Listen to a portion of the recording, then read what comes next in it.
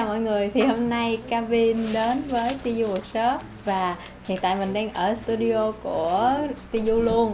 Như các bạn đã thấy, ở studio của Tiyu có rất là nhiều những cái món đồ độc lạ, giống như là hai bé này rất là dễ thương. Tiyu là một nghệ sĩ tạo hình nhân vật và chị ấy đã có những sản phẩm được mọi người rất là yêu thích, như là cây lắng nghe, như là cà rốt ấm áp. Bây giờ mình sẽ giới thiệu chị Tiyu đến với các bạn nha.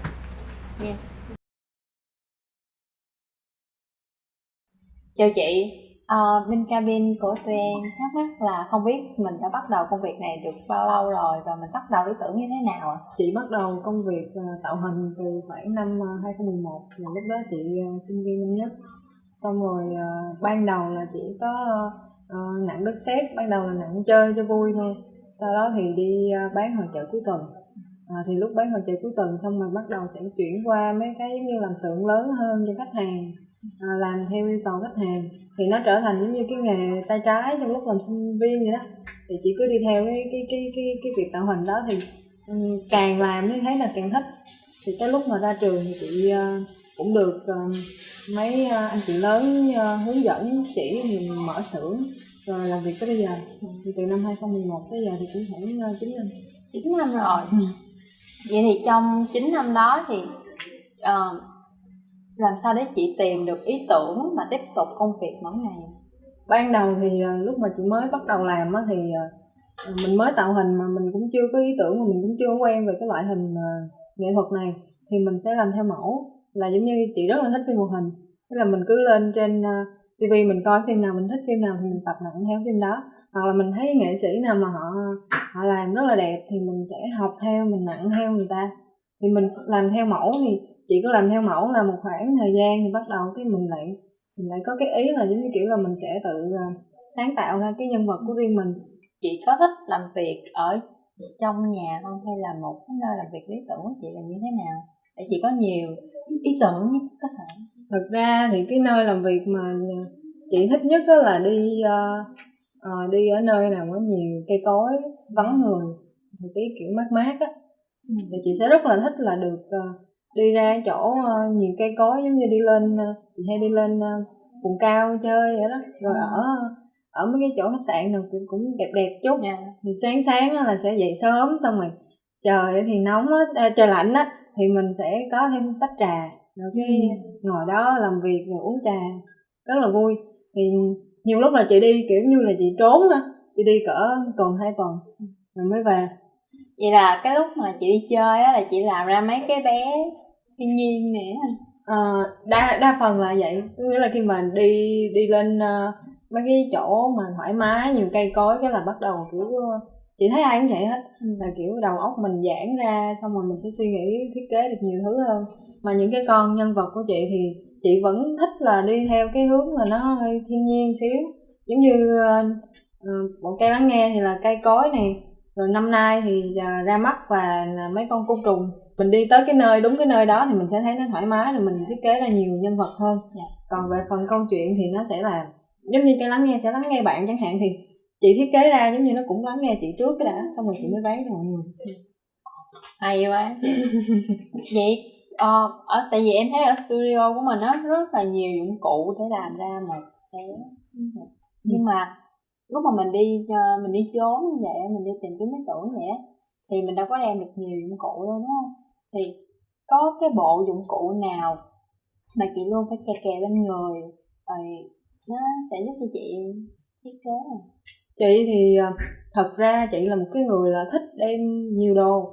Tại vì á là đi đâu mà kiểu thiếu một cái khó chịu lắm, cho nên là từ hồi sinh viên á là lúc nào chị cũng đeo cái ba lô y chang như mấy đứa bạn chị nói chị như con rùa vậy đó, lúc nào cũng vác tùm lum ở trong đó.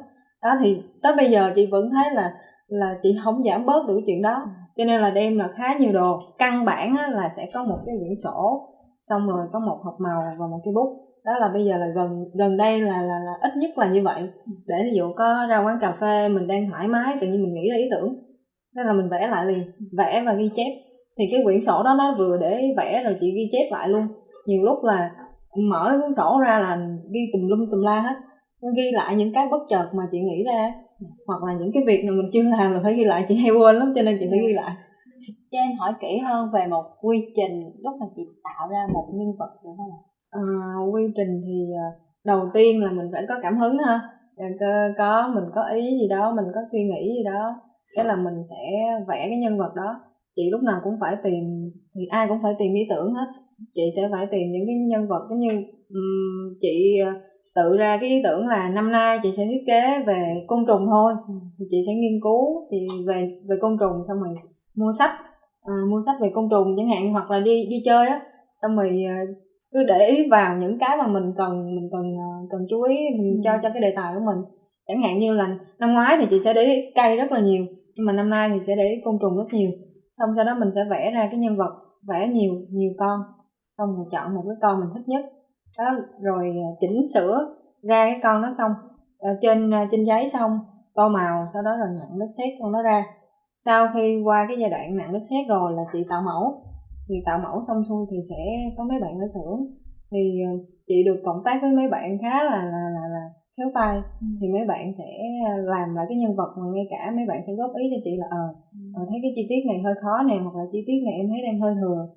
Câu chuyện của chị đã viết trước đó rồi, thì bây giờ sẽ có một bạn sẽ ngồi ghép lại làm sao cho câu chuyện nó liền mạch hơn, bắt đầu sản xuất nhân vật.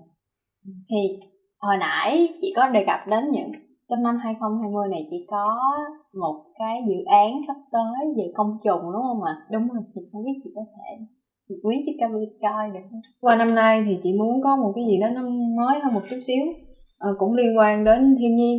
Thì chị cũng rất là thích côn trùng. Trong mấy cái ngày Tết đó chị cũng rảnh đó, xong chị đã thiết kế được hết tất cả các nhân vật của năm 2020 rồi. Cho nên là bây giờ mấy bạn đang sản xuất dần. Chị ơi, thì bây giờ team của mình cũng đông rồi á, thì một ngày làm việc lý tưởng của TU Workshop là như thế nào? Một ngày làm việc lý tưởng hả? Dạ. Là sáng mấy bạn tới làm đúng giờ, xong rồi trời, mấy bạn đây hay đi trễ lắm, bóc phốt. Nói chơi thôi nha. Dạ. Nhưng mà thật sự là một ngày làm việc tuyệt vời là ai cũng làm việc tốt, xong rồi tới chiều hôm đó ngồi lại nhau chơi board game. Cái văn hóa ở xưởng chị là rất là thích được chơi board game chung với nhau, kiểu mình sẽ làm sản phẩm gì đó từ từ thôi, vui vẻ, rồi cái tới chiều xong việc cái ngồi lại chơi board game là rất là thích. Dạ, có quà luôn. Ôi thiệt mà. Phải ngồi nghiêm túc lại nhận quà. Cảm ơn chị Tiyu vì buổi trò chuyện thật là thú vị ngày hôm nay, và hy vọng trong tương lai là Cabin và Tiyu Workshop có cơ hội được chơi board game với nhau. Và Cabin có một chút quà gửi đến cho Tiyu. Hy vọng là sau này chị sẽ sử dụng, team của mình sẽ sử dụng món quà ngày hôm nay để tạo thêm được nhiều cột sản phẩm nữa. Cảm ơn em rất nhiều, cảm ơn Cabin rất là nhiều. Chào tạm biệt mọi người và hẹn gặp các bạn trong những chuyến dạo chơi tiếp theo của Cabin nha. Bye.